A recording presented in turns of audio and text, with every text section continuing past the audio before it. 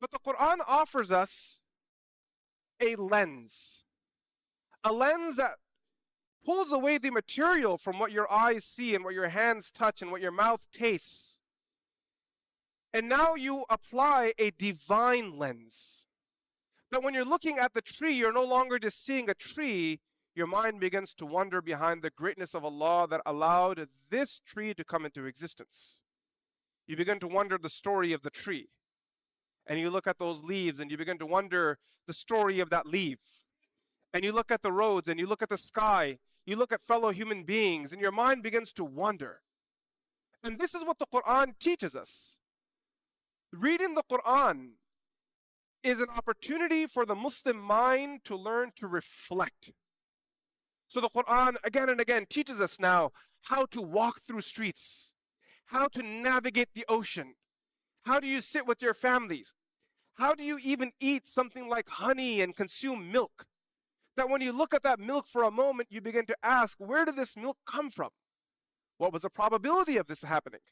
How Allah subhanahu wa ta'ala amazingly, miraculously, against all odds, allowed for milk to be produced right between the fine line of filth and purity. And the same thing then applies to honey as well. And then from there, Allah subhanahu wa ta'ala takes us to mountains. That, oh human being, open your mind. You see these mountains every day. وَإِلَى الْجِبَالِ كَيْفَ نُصِبَتْ. How great and grand are these mountains. We human beings have just learned how to make tall structures, and every one of them are going to be outdated. These structures have to come down. These structures have a very high environmental cost.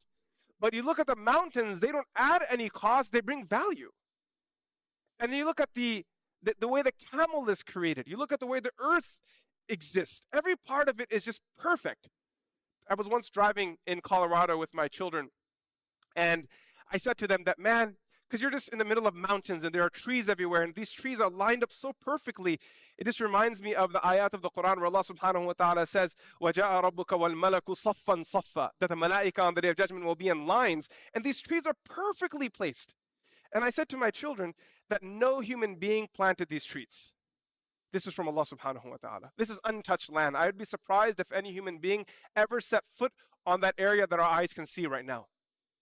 Allah subhanahu wa ta'ala does things, and He does them with such finesse, and He maintains them. Yes, the trees burn down, they grow again, they go down, they grow again. But when human beings intervene, when we get involved, unfortunately, we leave fasad behind us. We leave disgust and dirt behind, and we destroy the beauty of nature.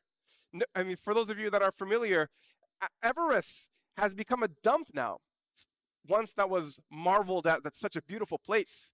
It's littered with bodies that are there that are not being saved, that no one is removing them, no one is interested in burying. Everyone knows about green boots. If you know anything about Everest, there's a mile marker, it's called green boots. It refers to a man that's lying there with green boots, and he's there, his body lies there. When you reach there, everyone knows when you reach green boots, you take a right. Right? The insan ends up, unfortunately, messing up the beauty of Allah subhanahu wa ta'ala. Allah subhanahu wa ta'ala creates this beauty. So as you read through the Quran, you see the lens that's being offered by revelation.